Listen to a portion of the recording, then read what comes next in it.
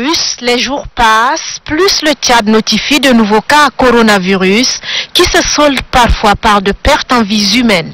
Face à une telle menace susceptible de décimer toute une nation, il faut agir, surtout très vite. Un impératif qui amène le chef de l'État, chef du gouvernement, à dissoudre la défunte cellule de veille, jugée peu performante, du coup obsolète.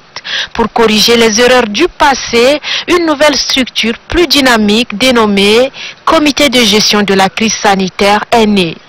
Piloté par le chef de l'État lui-même, il est ici question d'apporter de gros remèdes aux gros mots.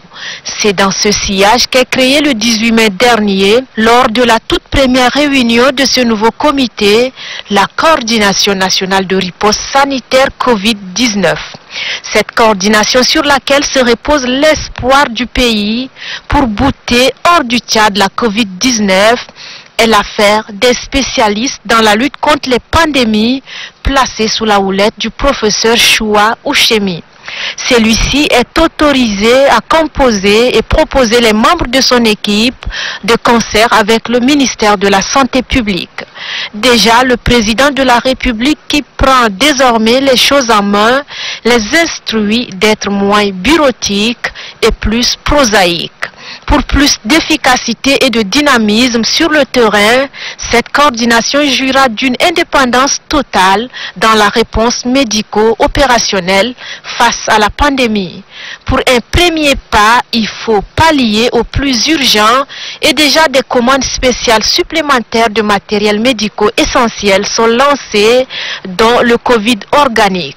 L'autre nécessité consiste à rendre disponibles au moins 5 laboratoires mobiles en vue d'accroître les capacités de dépistage et d'accueil de l'hôpital La Renaissance et du centre d'isolement de Farsha.